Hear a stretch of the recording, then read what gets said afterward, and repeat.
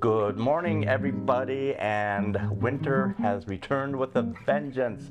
My name is Mats, and we are drinking wine at 9. And today I have a returning guest, my really good friend Larry Galceron from Breakthrough Beverages, all-encompassing, all-knowing.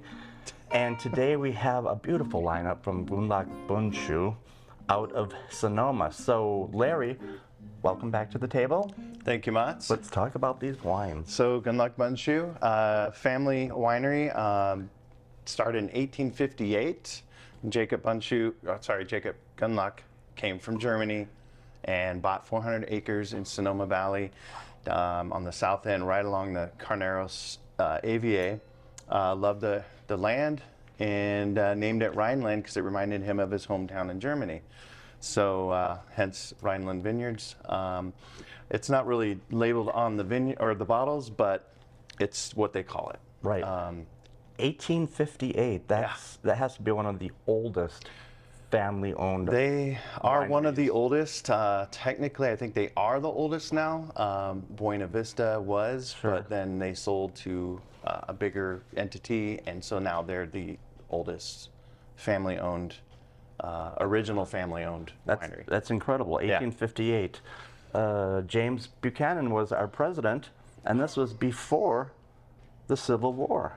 That's crazy. It is incredible. So let's talk about the first wine. Yeah. So this Gewürztraminer is a really dry style, zero residual sugar. It's wine dry, which is why we're tasting it before the Sauvignon Blanc, because typically a lot of Gewürztraminers have a little more viscous mouthfeel from the sweeterness of those styles. This one is total dry.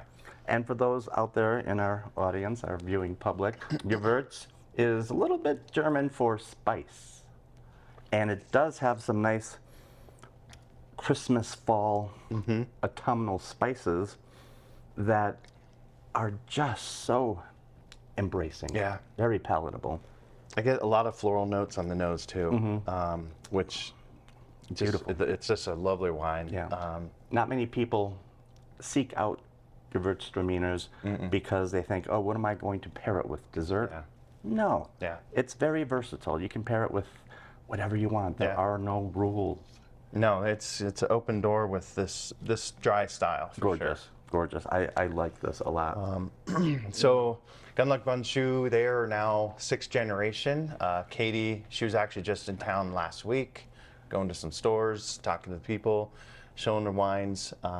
And she has a connection to CU Boulder. Yeah, that's what I thought. So she definitely knows Colorado, lived here for a while, because even after she graduated, she kind of did some things around here and then went back to the family around 2012, I believe, to get back into the family dynamics. Right.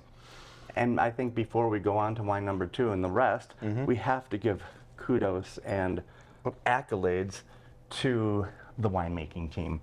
I mean, Mr. Joe Uhr, and Keith Emerson are just brilliant, dynamic. They have such pedigree behind them. I'm not going to mention the other wineries because we're doing Gundlach Bundschu. They've got a lot of experience. And it just shows you what kind of craft goes into this glass. Wine number 2. So wine number 2, Sauvignon Blanc. And what's unique about this wine, as far as not just the style and the taste and everything about it, Bordeaux style with Semillon blended in there, but the way it's made, 30% of the Sauvignon Blanc goes through a process of what they call cigar barrels, and essentially, if you took a standard barrel and stretched the ends out, it's more elongated, gives it more surface area to give some more texture and flavor and aromas to the wine. So it's just taking it a whole nother step, which just gives it so many layers. This Sauvignon Blanc, everyone that's been trying it so far has really, really liked it. Right, even our cameraman and director and producer have just remarked on how gorgeous this is, and it's my first time trying it, and I love it. It's dry, it's crisp, it's refreshing, lemony, little herbaceousness, some I get some pomelo. a little bit of, I was going to say grapefruit, but but it's not in your face, No, New Zealand. it's really well balanced It's- between the it's floral aroma. and the fruits and Right. And you could easily pair this with chicken salads, pork chops. absolutely. You don't have to overthink it. You could do pizza. Yeah. I love that. Another good thing to know about this winery too, they are the 7th winery in the world to receive the ROC certification, ROC, Regenerative Organic Certification. So they are basically doing everything in their power to have the best winery, Right. the best people, the best land, Absolutely. taking care of not only the people, not only animals, and then the vineyards. They are doing everything to be sustainably the best practicing family. To get that certification, there's a lot of things they have to go through, and starting with the 23 vintage, they got the certification. It's just an amazing, for lack of a better term, glass of juice. Yes. And these need to be discovered at Argonaut. You know, Miss Sheila already has them on sale because we're on to wine number 3. Wine number 3, the Mountain Cuvée. So Everybody's Mountain Cuvée, favorite. this is probably the most popular within their lineup. I think maybe price to quality to it just over delivers. Things. It really does. I'm getting a lot of cocoa and chocolate and black cherries, black raspberries. Lots of black fruits. Yeah, lots black of walnuts. spice. This is just gorgeous and very affordable. Yes. Very affordable for the quality that you're getting in this glass. Low 20s. Yeah. I mean, Such for an regular everyday amazing price. history that this winery has gone through. Mm-hmm. And for those of you who are finishing up or embracing with dry January, These wines work great for dry January, Yes. like dry wines. yes, because I'll have the driest wine you can get.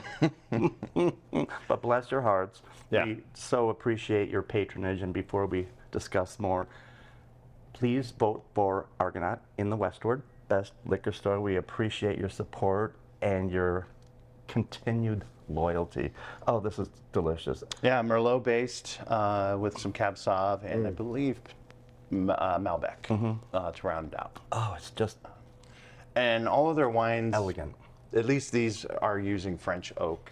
They really like the way it adds the dynamics to the wines. Sure. And the difference between French oak, new oak, American oak, Hungarian oak, whenever you hear French oak or read it, just think of creaminess, of velvety, satiny tannins that are just so silky. That's what French oak does to wine. Last one, Larry. All right, last one. Their estate Cabernet Sauvignon. This thing, I mean, I just get all kinds of baking spices right on the nose, paired with some beautiful black fruit. Black cherry, raspberries, some red currants. Yeah, It's gorgeous. And with this winery, they've had such history. You have, you know, phylloxera, the 1906 fires. Then you go into Prohibition, the Great Depression. I mean, I could go on the San and on. Francisco quake, where their winery in San Francisco Right. was destroyed and they had to rebuild. I mean, just so many iconic things that have happened over They the keep years. plugging along and just doing such a great job. And this Cabernet is no exception. Yeah, you're talking 100% French oak, 50% new, so you get a balance of some of used oak and new oak to really round out the mouthfeel. Sure. And this wine, it It calls for a steak. definitely does need a nice pairing with a nice Ribeye, a yeah. porterhouse, a tomahawk steak, you know, live a little. It's 2025. Yeah. We have to just embrace these wines and what's before us. So, Larry, thank you again for returning to the table. And everybody, we hope to see you soon at Argonaut. Our inventory is over. Winter is back, but please be safe, drive carefully, and we hope to see you soon. Cheers. Cheers.